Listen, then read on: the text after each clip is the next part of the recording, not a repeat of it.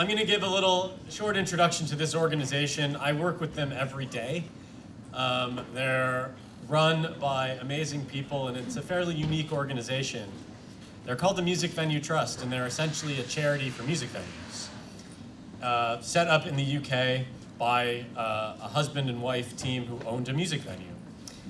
And in the UK, we can talk about in London and in the UK, over the last 10 years, between 35 to 45% of our small to medium-sized music venues have closed. So in London, between 2007 and 2016, we lost over 90 venues. Some that I'm sure many of you who've been to London have gone to, from the Astoria, you know, to Madame Jojo's and other really important venues.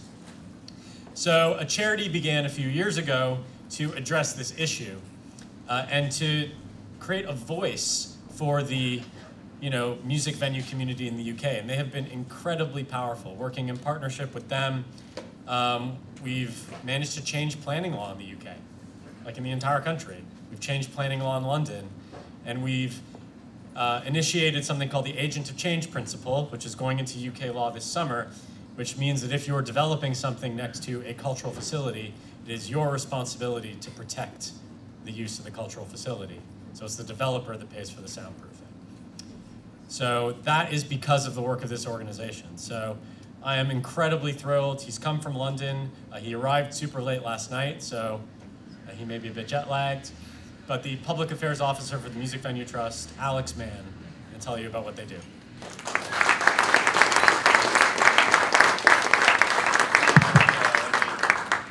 Hold on, I got to do this. From okay, PDF I to think that's power. on. A little bit of technical detail going on here. Presenter view? Let's go for that. Hey. Perfect. Thank you very much, everybody. Shane, that was perhaps the best introduction I've had to anything I've ever done, so enormous thanks for that. I've got a lot to get through, so I'm going to try and cram this in. I'm sorry if I go too fast. I will try to keep it at a reasonable pace. Shane will throw fruit at me if I go over 20 minutes, so I'm going to have to be careful.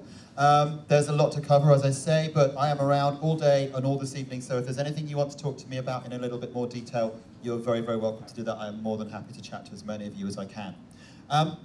Shane mentioned very early on this morning, the phrase he used was music is just there. And I think this sort of speaks a lot about music being taken for granted by cities and by countries, and assuming that small venues and music infrastructure is just there and just survives on its own. And we know, and we've discovered, that that isn't quite the case. And this is exactly why Music Venue Trust was set up. So the organizational slogan, if you like, is to secure, protect, and improve UK grassroots music venues for the benefit of venues, for the benefit of artists, and for the benefit of communities. And we do a number of different activities to support that. So, as Shane has already introduced, we do a lot of campaigning, we do a lot of lobbying, and obviously representation for those music venues too.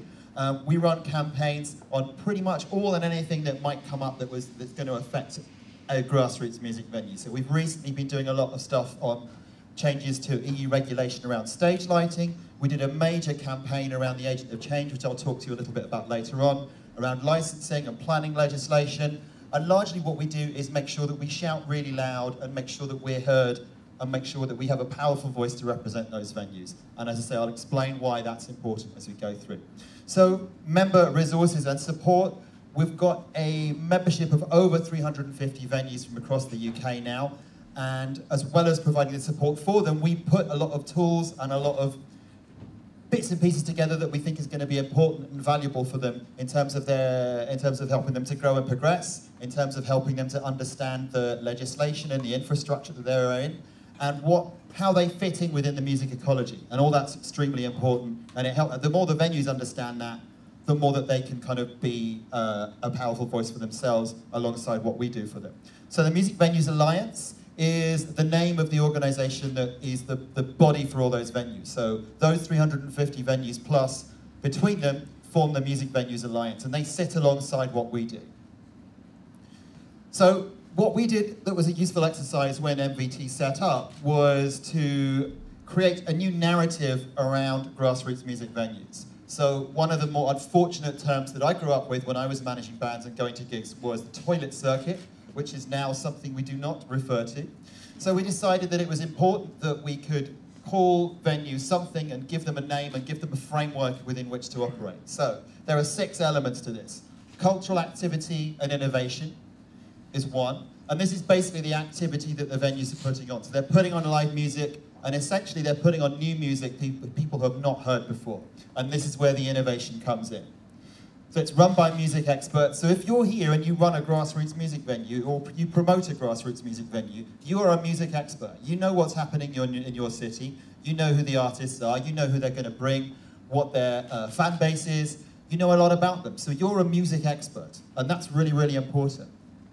Essentially as well, what you're doing is if you're putting on new artists that are emerging, you're not always going to be sure that they're going to bring 100 people. You might just believe in that artist, you might just love what they do and think that a lot of people need to hear them. So essentially what you're doing is taking risks with your programming. You're not going to know that you're going to fill your venue every time it opens. You're not going to know that you're going to make a fat load of money every time you open the doors. But taking risks with the programming is what the rest of the industry relies on. So they have safe seat knowing that they're going to be fantastic artists coming through because you're the ones taking the hit, taking the risk on that.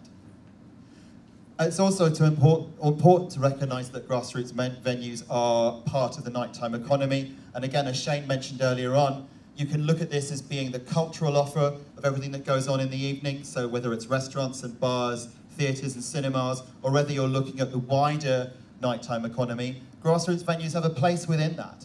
And it might well be that if you have a small sort of town, that perhaps the small venue that exists within that town is going to be the only cultural offer that they have. So it's really important that venues are considered and recognised as being part of that. And we also have what we call, the social and community role is another important element too.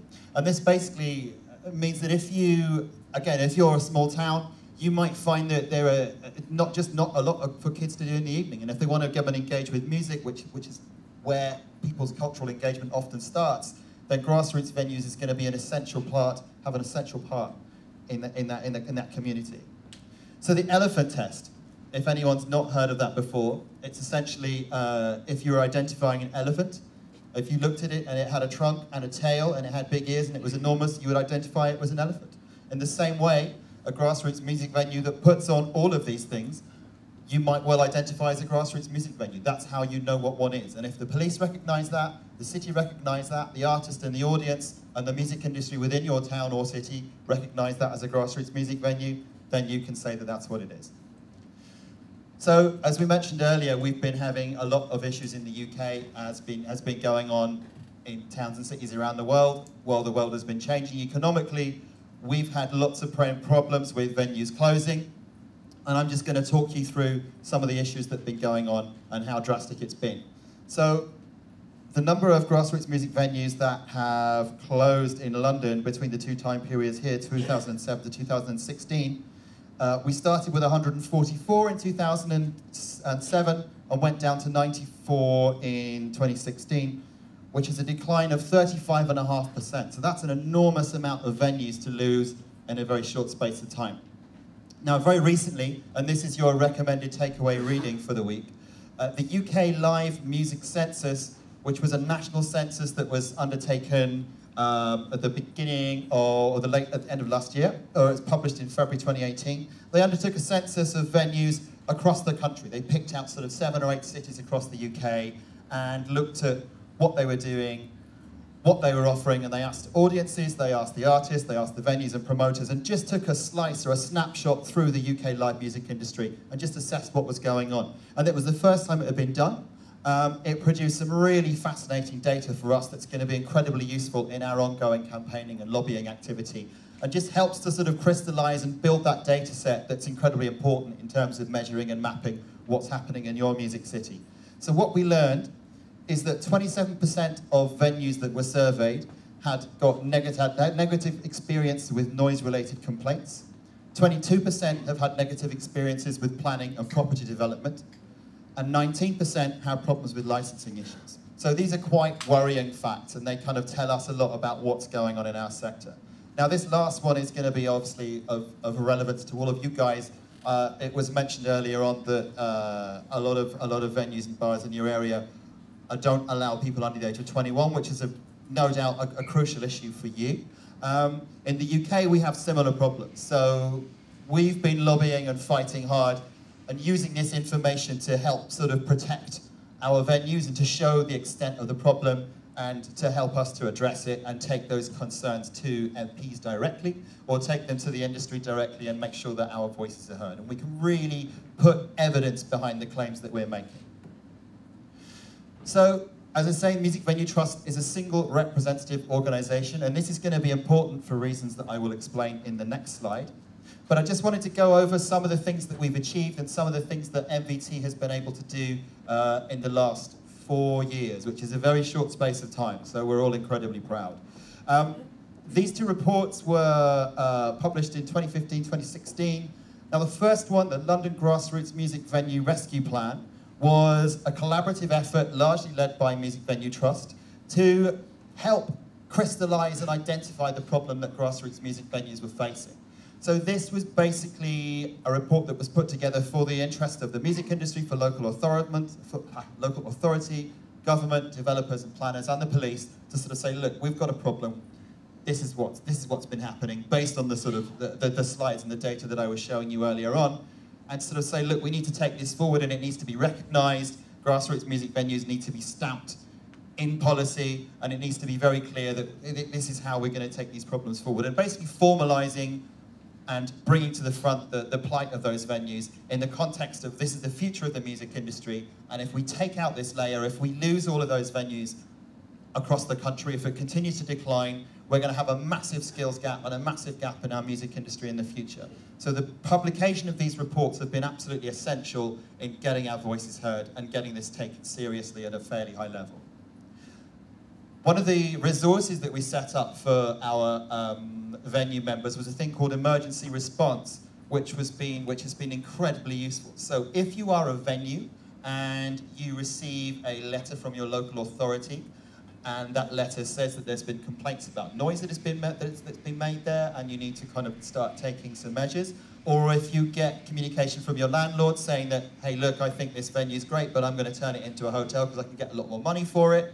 Or any other issue that comes up, we decided that we should have a big red button for our venue so they could get in touch with us and just say, oh my God, what the heck am I going to do now? I've come across a massive problem. So emergency response is a lifeline for any venue that's got any crisis or any problem. They push that button, which is essentially making a phone call, and they come through to the Music Venue Trust, and we basically do the research for them, help them with any of those licensing or planning issues, and we kind of get in touch with all of the lawyers and experts in those areas and help deal with their issues as much as we can. And it's free for the venues. It's expensive for us because obviously there's a lot of resources that need to be put behind it, but it's been one of the most popular and one of the most powerful tools that we've had to help let those venues know that they're not on their own, that if they do have a problem that makes them feel they're out of their depth, they've got someone they can come to. Agent of Change, as Shane mentioned earlier on, this is the campaign that took place outside Parliament on the day that MP John Speller, who's the gentleman in the middle here, read the bill about having Agent of Change added into National Planning Policy Framework.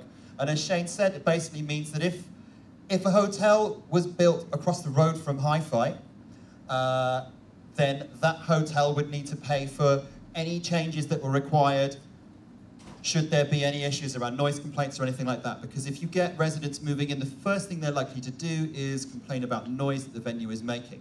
And if that requires changes to the infrastructure, if it's soundproofing, or even if that's just a conversation about how the venue and the hotel or the residents are going to kind of cooperate and coexist together, that the agent for that change, which would be the hotel being the latest development there, would be required to do that. And that's, as Shane said, is in the process of going through Parliament right now. We're just kind of fine-tuning the wording to make sure that it's going to be meaningful and effective.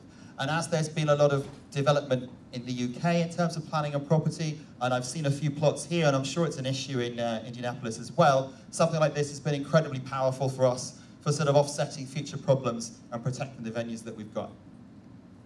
So Venues Day is our flagship event. Once a year for the last 4 years, we've got all of our member venues together in a conference sort of environment, much like today, We sit down and we discuss issues. The first time we did it in 2014 was perhaps the first time a lot of venues had actually sat in a room together and realized, hey, we share a lot of problems, we share a lot of concerns. It's about time we started having a better and closer dialogue with each other. And from then, Venues Day has gone from strength to strength, and it sets the agenda for what Music Venue Trust does on a year-by-year basis.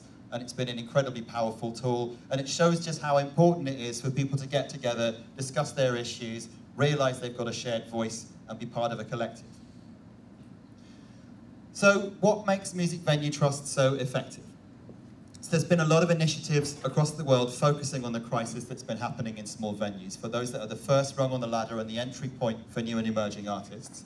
And the unique element that Music Venue Trust has that's proven so effective is that it's a grassroots up movement. We have a very close focus on the strengths, weaknesses, and the opportunities and threats that are faced by music venues. And it's basically an organic movement led by people from the sector. So it means that we have a really authentic voice. We're actually genuinely representing the needs and interests of those venues because they're the ones telling us what the problems are. We've got the single largest active grassroots music venue membership in the world. We also have strength because rather than broader music industry organizations speaking on our behalf, where as much as they will be strong and kind of well-meaning in themselves, they don't really have the focus that we do in terms of addressing those issues and getting things exactly right. So it's really important for us and for any city to have a single representative organization that's able to take those voices forward, and also to kind of represent the issues of small venues as their sole purpose.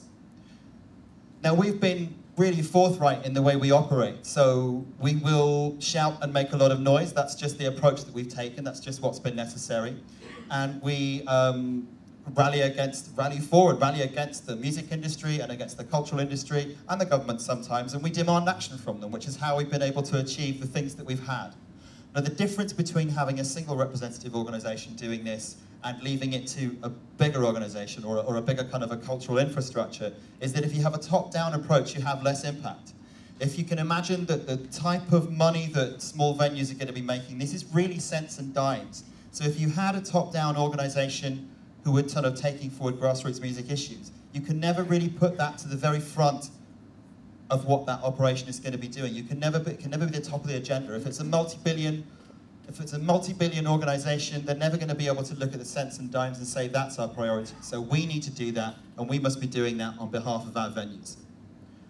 So what we're looking to do is help create and be part of a global movement of music venue trust style organizations around the world, and we would like to see something like what our organization does, allied to the Music Venue Trust, happen in every city across the US. As we mentioned earlier, we've already got the Music Venues Alliance in Austin, and there's a couple of other cities that we're talking to who want to set up something very similar of their own, so we're very much looking forward to seeing that and how it's going to work. And Music Venue Trust has got the tools, the resources, the messaging, and the patrons already in place, so we're very much happy to help with that. And perhaps in 5 years' time, we'd really be looking forward to seeing the first US-wide Venues Day with delegates from across the world. So that's our vision, and that's what we'd like to see. And we're really, really happy to help Indianapolis do that, and any other US city as well. So that is it from me. That is everything I wanted to say. I'd be really happy to take any questions or any issues that you want to sort of raise with me. So over to you. Okay, we've got time for one. Make it a good one. Can you talk about your budget and funding? That's a very good question. We are funded from a number of sources that are very, very hard won. We work on a very limited budget. And in fact, if I go back a couple of slides, at the top here, you'll see this Fight Back logo. Now, what Fight Back is that we run 100 gigs and 100 grassroots music venues over 100 days. And all of the money that's raised by those venues goes into paying for things like emergency response and goes into paying for our other activities. So we work as a charity, and we draw in charity money like that. We are looking at the bigger players within the music industry to put money towards this and say, look, we're your R&D department, we're taking the risks, as are all of you who are running venues. So we want you to invest in what we're doing so that the venues that are going to be, that will continue to survive, will continue to invest in the future of the music industry. But that's a really good point. It's an ongoing issue. But the more influence we get, and the longer we survive, and the longer we carry on doing what we're doing, the more chance we've got of raising that money and increasing our influence over the whole industry. Okay. Thank you. I think that's it. Thank you very, very much for listening.